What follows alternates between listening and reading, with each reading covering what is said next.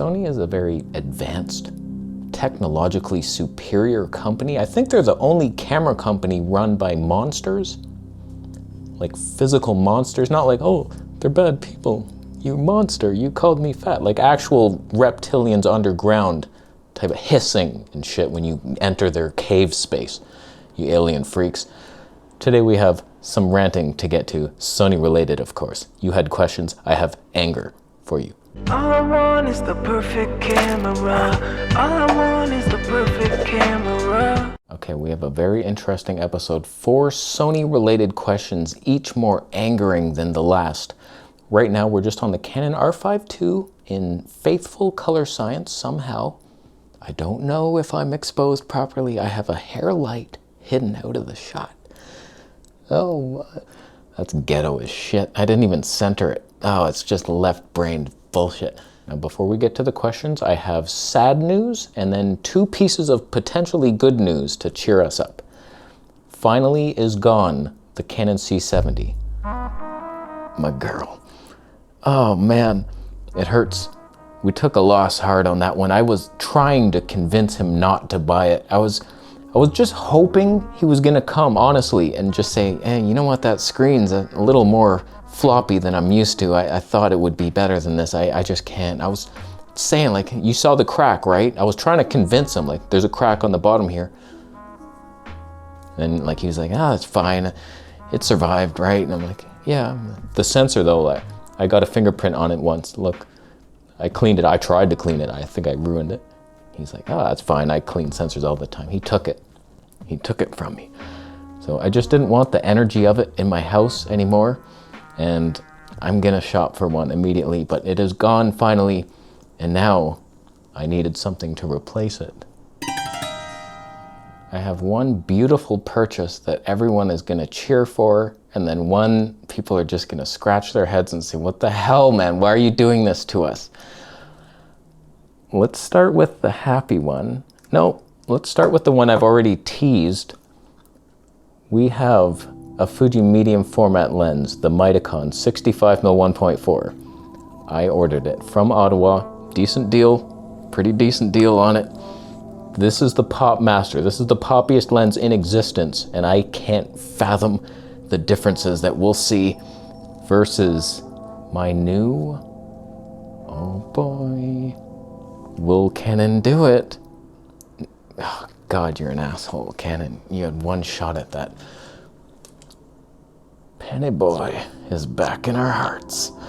G9 II, it's light. Oh God, I crushed under the weight. Just a funny story before I get to the questions. This video is an hour and a half long. So I see this deal, $2,000. Not great. I've seen better deals. On Amazon Warehouse once, it was $19.50 plus tax, which is not great, but then I saw it bump down to $17.20 plus tax. That's the lowest I've ever seen it. So I see this thing, I was like, you know what? If you're more in the ballpark of $1,700, I'll come pick it up today. And he's like, sure, sounds good. Here's my address. I'm like, you accepted that too fast. You would have taken $1,500. Why did I undershot it? So like I regretted it immediately. I was like, I told him that. I was like, too fast. What? You would have done lower. He's like, no. I'm like, $1,650? He's like, you already offered 17. So I did that. And funny story, last story. I'm getting there. I forget my phone. I'm on the way to his apartment. I have no way of contacting him to get him downstairs. I don't know how I even made it there. I Googled directions and I was like trying to remember all these side streets that they had me going down. I was like, okay.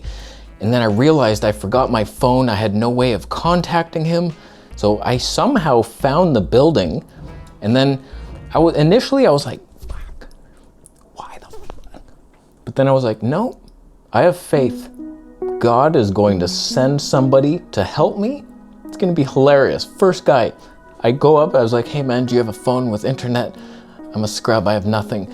And he was very helpful. Immediately, he's like, he's looking for his ad on Kijiji, he finds him, messages him, and he comes down, yeah. We did it, God has your back. And he's a Panty Boy fan. If it was a Sony, he wouldn't have come. I'll tell you that much. So I have no lens for the Panasonic, and I have no camera for this. I want so desperately to try that, but it's not gonna work. Oh, God. So I'm ordering the Leica 15mm 1.7. It's coming soon. And then I need a deal for a Fuji XF GFX 100S. That's my goal. 3,500 or less. Okay, I'm ready for you Sony boys. I've noticed you said the Sony a7 IV is terrible for video. I'm curious why you feel this way. Thinking to get a used camera, mostly talking head indoors, B-roll, tripod use. I have Zeiss 16-35, not bad. 28mm 22, I don't know about that. Zeiss Batis 25mm 22, you might have had something. 20mm 1.0, no. Zeiss 55, yep. 24, go away. Flat clinical, would probably shoot a talking head 1080p, yep, good stuff, good times. Crusty photographer asking this. Yeah, clean yourself off next time. Okay. If I was sent to hell, somehow like I fed a kitten to a great heron, he ate it, and then I threw a grenade at the heron and while the kitten was still alive, and I'm in hell now with Satan, my punishment would hands down be to create YouTube videos with the Sony a7 IV using Gerald Undun's LUTs and a G Master 50mm 1.2 lens. That would be hell to me. Kitten hell. You want that on my watch? No thank you to you. I'll tell you why. Obviously it's a fantastic camera, but for my needs, a7S III already existed, and then this thing comes out worse. That's all I needed to know. Sony's already too sharp and clinical with their lenses. You can get some Zeiss pop. But like Sony look in general sucks, and then that thing is even sharper than anything. It's like oversampled from 7K to 4K, like Sony needs that. What the hell, man? So it's like, it's nightmares, and then you're doing 4K 60 with a crop. Who even does that anymore? That whole series of loser cams that do that, Panasonic S5 II, frickin' Nikon Z5 II, something like that. Canon doesn't even bother doing that bad of a spec. Even the R6 had 4K 60, no crop. So I would much rather have Nikon Z6 III, Canon R6 Mark II, Panasonic S1 Mark II, those type of things, Fuji X-H2S. But if you're stuck in the Sony system like you clearly are, okay, go for a ZV-E1, and then you might have something, but you likely don't, and you suck. Okay, we are now in C-Log 2 instead of the faithful. Worse, ISO raised up from 200 to 800. Things got brighter. I got a comment the other day. You know that dynamic range comparison video I did showing Nikon was the worst dynamic range we've ever seen, but when we were actually doing the talking head stuff, Nikon was the only one that retained the lamp information. And some guy was like, see, Nikon's the best. What are you talking about? It's like, no, you dick. I had to lower all the lights for Nikon. So just using it in real life, sure, when Nikon clips the highlights more than anyone, I have to lower the light. You didn't win. Oh, we'll switch to it soon. You'll see your failure. I still don't understand how Sony color is not good enough for Casey. I mean, there's so many movies like the new Top Gun with incredible colors. They were all shot on Sony Venice. Okay, we're having this conversation. First, that movie looked green as hell. Like, what are you even talking about? Just look at Tom Cruise next to me. Oh, I forget his facial position, but first, that was ugly as hell. What are you talking about? But this whole conversation, people, I keep getting comments like this. There's a team of nerds paid hundreds of dollars to color grade all day long that Sony Venice footage.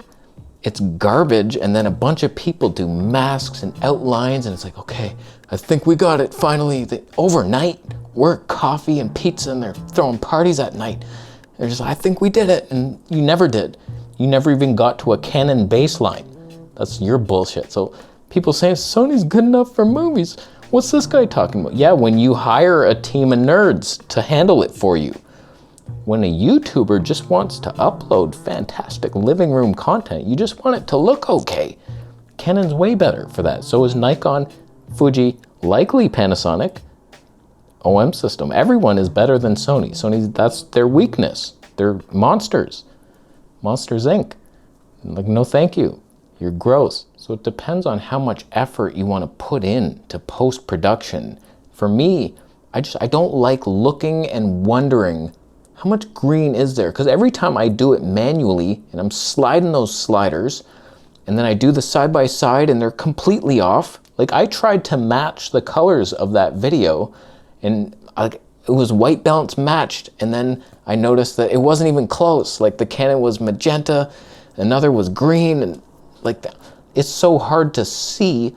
And so I'm just going by feel. Okay, that looks okay. And it's really an annoying process. And once you're spoiled by Canon color science or Fuji or even Nikon sometimes, it's like, wow, I don't have to do anything weird. It just looks nice.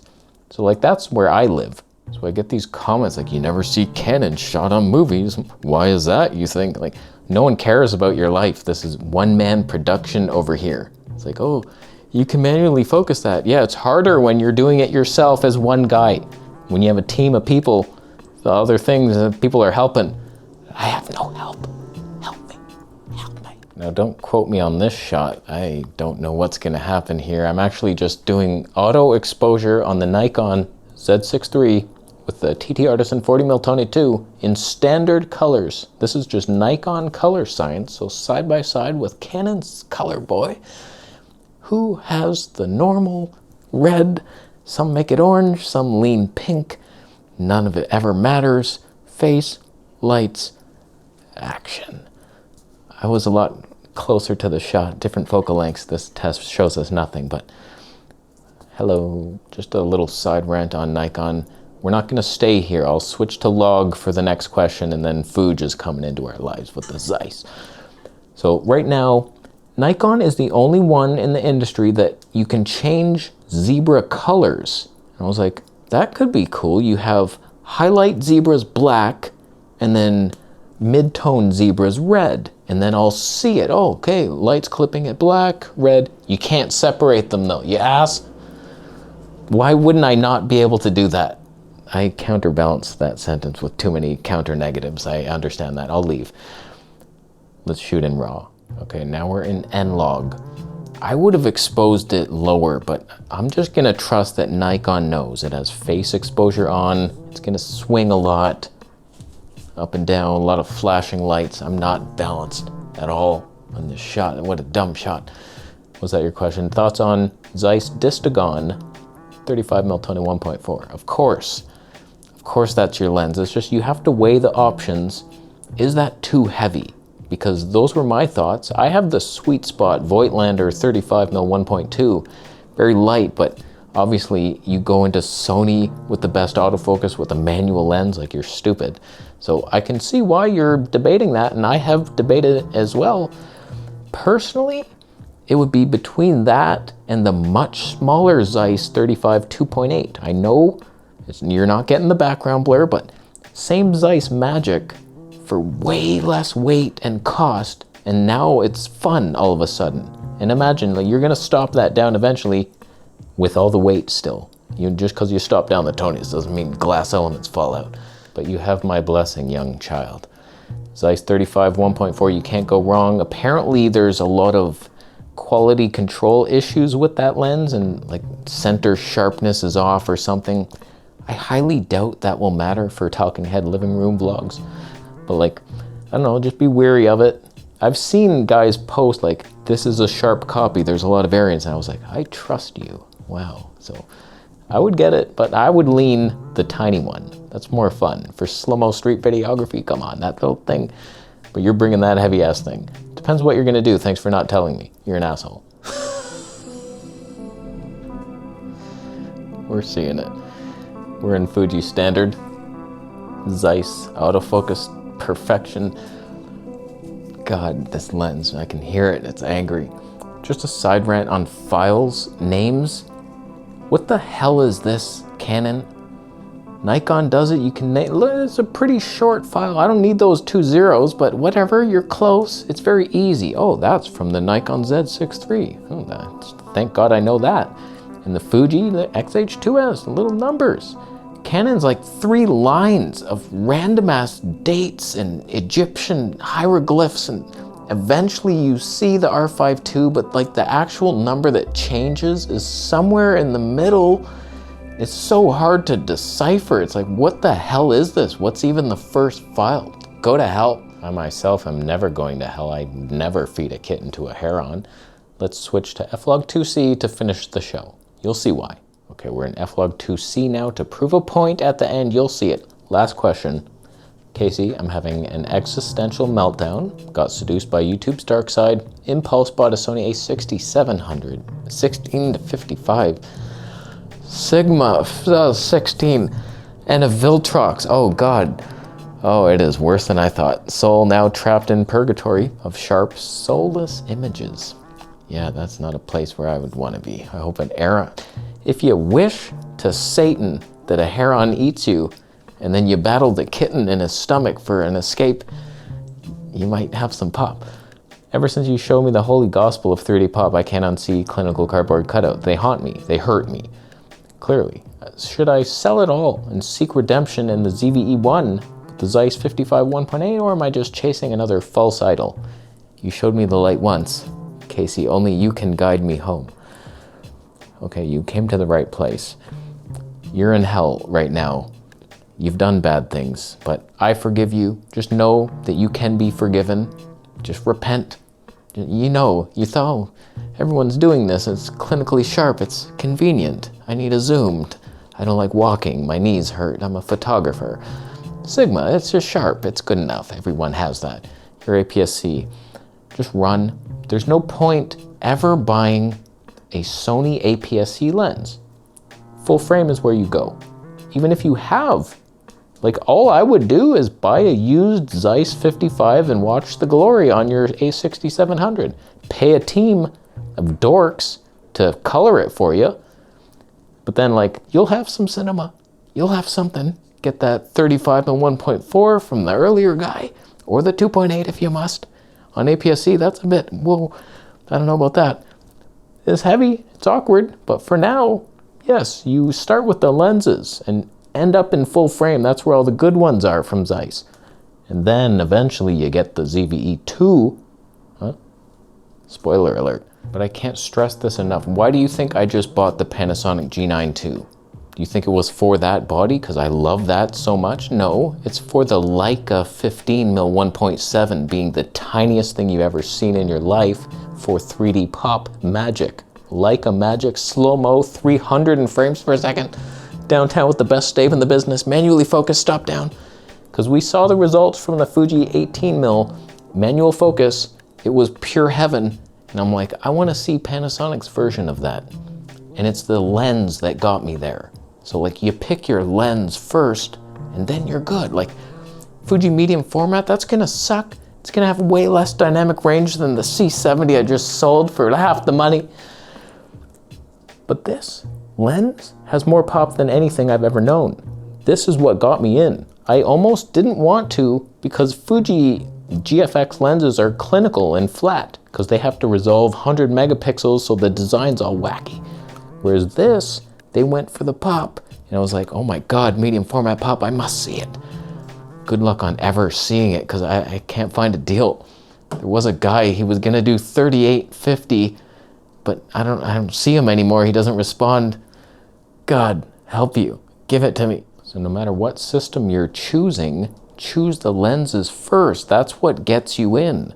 Like Canon RF, if it was only RF lenses, I wouldn't even be in Canon. They're gross. But the EF lenses are magic, and Canon has the best performance with those lenses, so it's like no-brainer technology here. So choose your lens, marry the lens, give her money, and then run. So who won the battle today, my friends? We started off with standard color science, Canon versus Nikon. Standard. This is not graded, not log. There we have that. But we also did the Fuji in standard. Oh my goodness, Fuji versus Canon right now? Their idea of standard? Wow, is it standard though? But what if we put Nikon in there next to Fuji? Oh my goodness, who has the color of standard? No log. And then we switched to log for both, Here we have the regular Nikon LUT versus the regular Canon C-Log2 LUT. That looks fine, who has different colors. And then I'll switch on that red LUT. Ooh, film offset bias, now you're a freak. You have weird pink things going everywhere, and that's fun times. And now we're in F-Log2C versus Canon C-Log2, anyone? Uh-oh, who has more dynamic range in the highlights? Oh no, he exposed one for differently. They're all very different. You can't just, like, I have to expose for zebras and highlights and things change, lights get brighter, ISOs dip sometimes. I've known it to happen. Versus Nikon though, with the regular LUT, is Fuji still better? And the last test for mankind was the red film bias. A vintage Fuji Touch, Nikon's version of it, stolen from red, versus me. So as always, we learned very little and my set is poorly designed, but I did buy a lamp and it's no longer in the shot. It's no longer even in the shot. That's bullshit. Not even a bit. Not even 1 second of it. Oh, that $20 I'll never get back. It was an antique lamp. Come on. You see it, right? Come on. It's a nice piece. Come on. I'll leave after Bitcoin is donated. Subscribe for more minutes. I'll see you next.